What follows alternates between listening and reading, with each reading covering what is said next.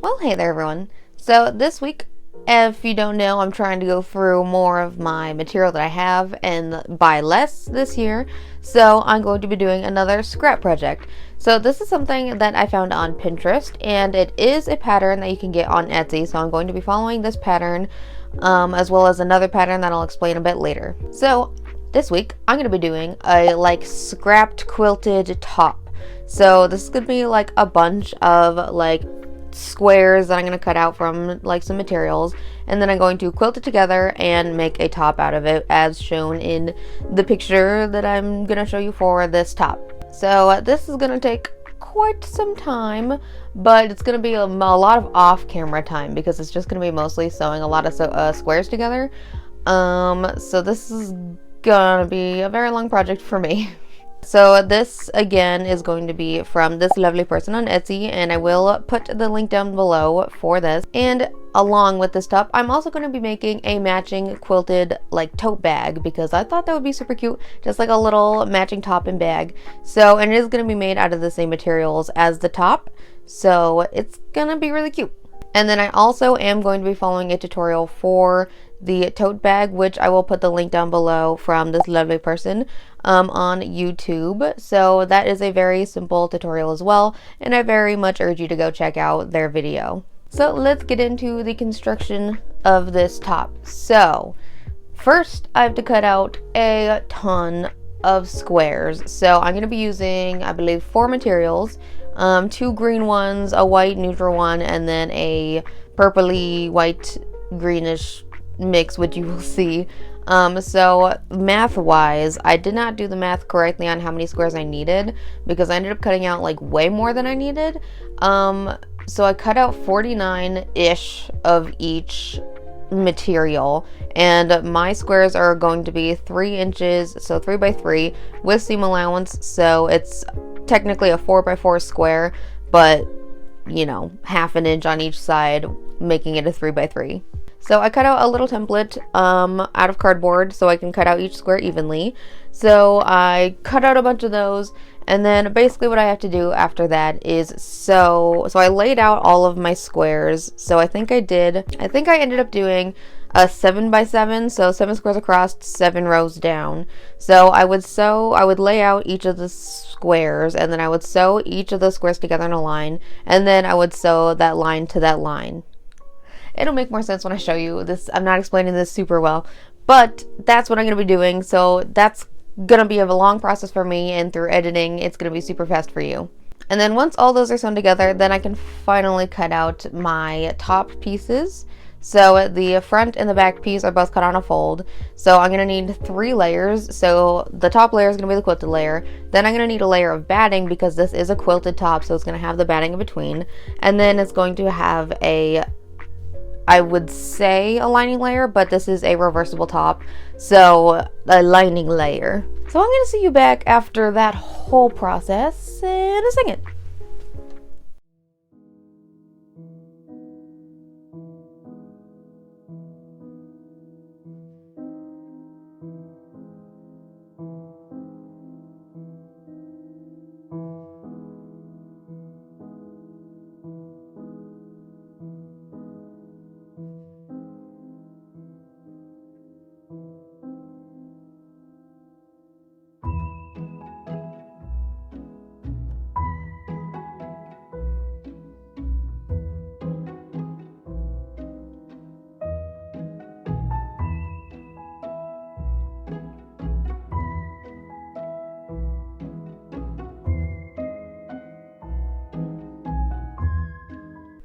And there are 2 more rows to this. I just didn't have room on the table for this, so it is a 7 by 7.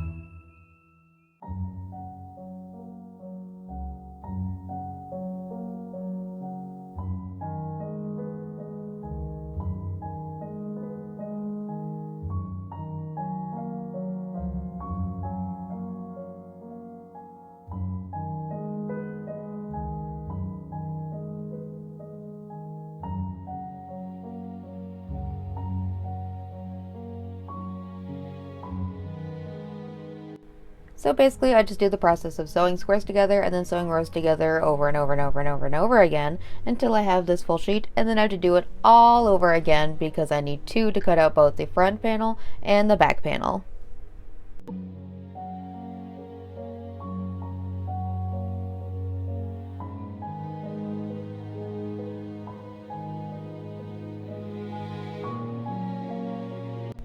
Then I cut out my batting and my lining layer, and then we could finally start sewing things together. So before I start sewing any of the pieces together, I'm going to take both the front and the back. I'm going to take the top layer, which is the squared layer, the batting, and then the lining layer. I'm going to lay them all right on top of each other. So it'll be the wrong side of the squares, the batting, and then the wrong side of the lining layer. So basically what I'm going to do is I'm going to sandwich those all together, and then I'm going to draw out some lines, and I'm just going to basically sew a bunch of diagonals onto this top, and that's going to be my quilting for this project. So I'm going to do that with both the front and the back bodice pieces before I even sew them to each other. Then it gets sewn together at the shoulders, and then I will see you after all that. So before I sew the quilting, I forgot that for the front bodice piece, I do have to sew the darts into the side. So I'm going to take all three layers of the front, which is the top layer, even the batting layer, and then the underside layer, and sew the dart into the sides. Then once I did that, I laid all the layers on top of each other, and I didn't baste or anything, I just laid them on top, and then I marked in the diagonals, which kind of line up with the squares as good as I could, and then I would sew those diagonal lines.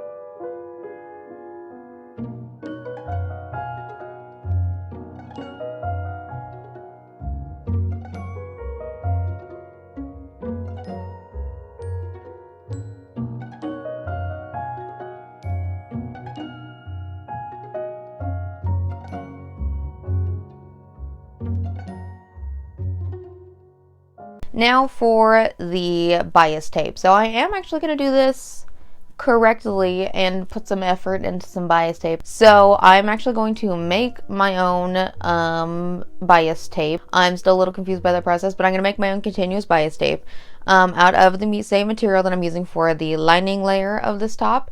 And then I'm going to do this correctly and not just sandwich it. I'm going to like pin it and then sew it and then fold it under and then pin it and then stitch the ditch, and that'll sew the other side of the bias tape. So I'm going to do this correctly. And then this gets sewn on a little oddly. So since the top is going to have ties on the side, so basically what I'm going to do is, if I'm say looking at the front bodice, I'm going to sew the bottom up and then just to here. I'm not going to go sew all the way up. And then I'm going to have a little space. Then I'm going to sew the top, the arms, and then down the back a little bit, leaving that space again. And then I'm going to put a bias tape around the neckline. And then for the ties, it looks a little odd, but it does end up working. So basically, you're going to take this strip of bias tape. So it'll make more sense later. So say this is the exposed edge of the top. I'm going to take the bias tape, I'm going to sandwich the middle of it in, and then I'm just going to sew up and sew up. It'll make more sense when I show you, but that is how you finish off this top. So once I do that, the top is all done. So I'm going to see you in a little bit. So before I started adding the bias tape, I just wanted to shorten the top a little bit. So I think I took it in about 2.5 inches just from the bottom of both the front panel and the back panel. And then I just wanted to clean up some of the edges a little bit so that I could correctly get the bias tape on. And after I do that, then I can go ahead and pin my bias tape and sew it.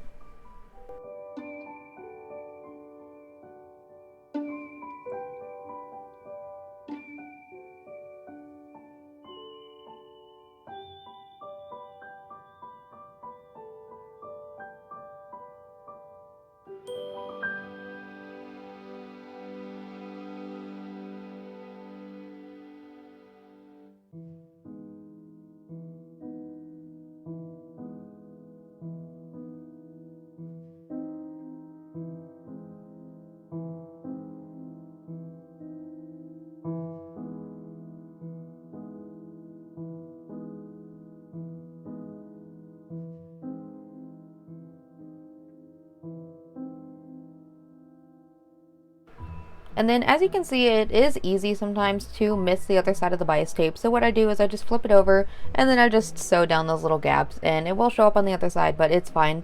It'll be closed and that's all that matters.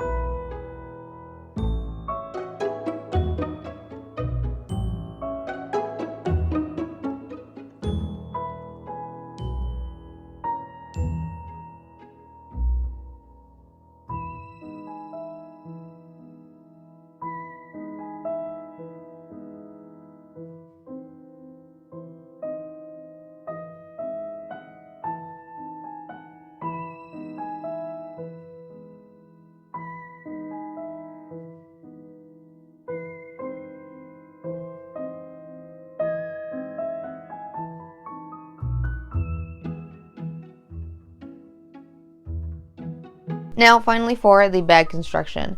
So this is very simple. I'm probably not going to show all the steps that are necessary for this, so I do recommend that if you want to make this tote bag, you do reference the video that I'm going to link down below for it. So I'm going to make 16 by 16 squares. So basically I think I ended up lining up a 6 by 6 of my little squares. So I placed down my little squares, sewed them the same process that I did for the top, where I sewed each square for the line and then sewed the lines to each other. And then I won't have batting for this because I kind of ran out and I didn't want to go and get more. So I am going to still quilt lines on them, but it's not going to have batting in between it. So it's just basically for looks at this point. So once I sew all the squares together, I'm going to then trim it to a 16 by 16 and then cut out a 16 by 16 of my lining layer. And then I will be quilting the squares as I said. And then you're going to place the lining layer and the outer layer right sides together and then sew all the way around. And then I am also including a pocket onto the lining. So before I put those right sides together for the lining, I am going to put my little pocket on and just sew it straight onto it. Then you do a little special thing for the bottom. So I'm going to see you after all that.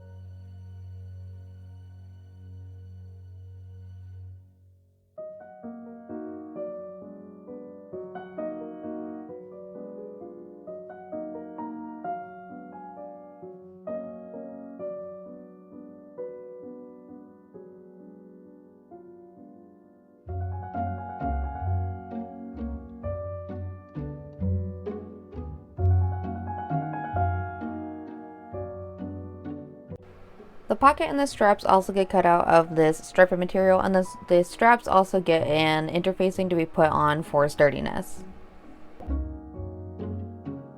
I've already hemmed my pocket, and then once you do that, you can just go ahead and lay it straight onto the piece and then sew all the way around all of the sides except for the top.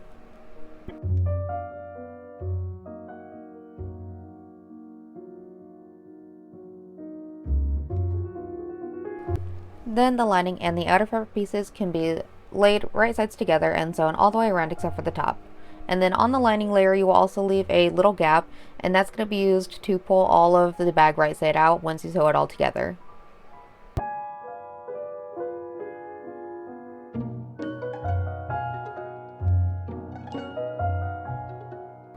The bottom corners of the bag do get sewn at an angle, and I do urge you to go to the tutorial that is in my description for the full explanation of how and why this is done. And then for the straps, I just cut out strips, put interfacing on them so that it makes them nice and sturdy. And then I'm going to fold in the edges of each side and then fold it in half and then sew it along two sides, which you will see me do.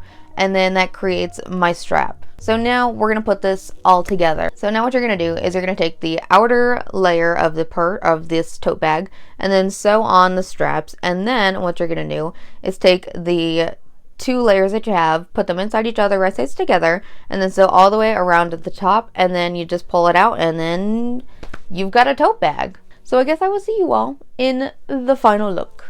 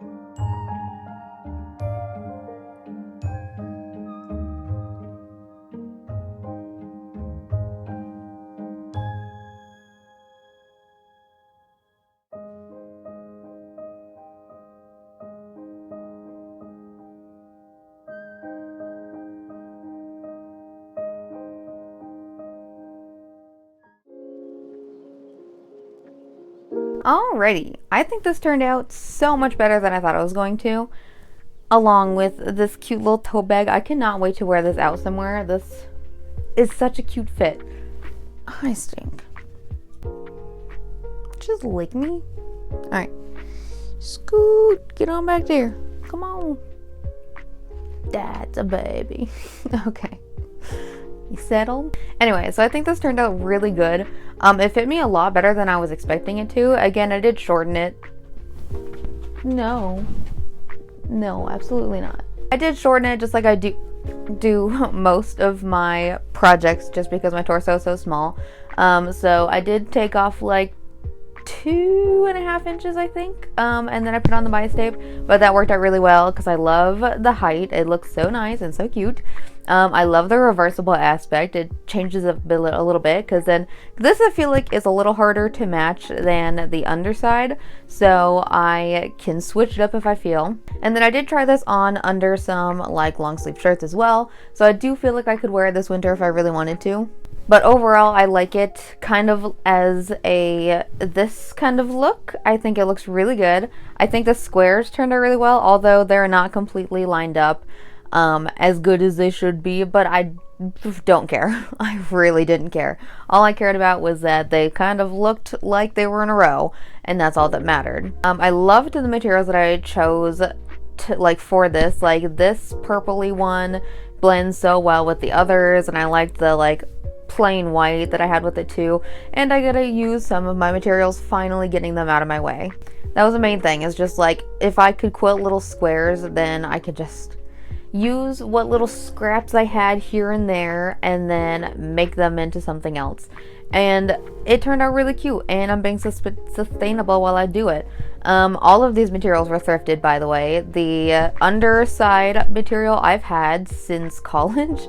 I bought it forever ago when I made, I think, that one dress that you guys have seen me wear here and there.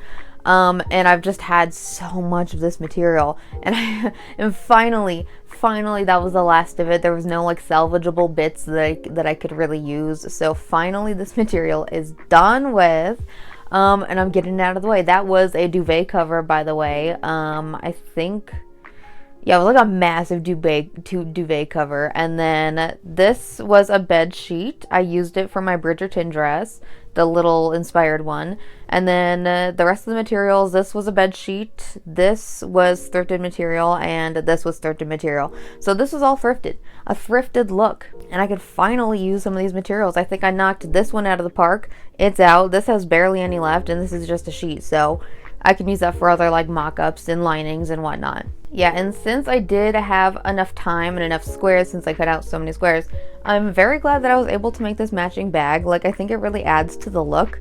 And imagine if I wore this little piece out. How cute would that be? That would be if I left my house ever. So yeah, I do urge you all to go check out this pattern from Etsy, from the lovely person that I bought this from. And then I do also encourage you to go check out the tutorial video that I used for this tote bag. It was a very good tutorial, very simple bag. Loved it, very, very easy. So I do hope you guys go check those out. And I hope you all liked what I did today. This took a lot of time. My back is in a lot of pain because I had to hunch over and put all of these squares together. So my back is in a lot of pain for this. So anywho, if you like what I did, go and like and subscribe. I post most Saturdays, mostly at noon, and I will see you in my next video. Thank you for watching.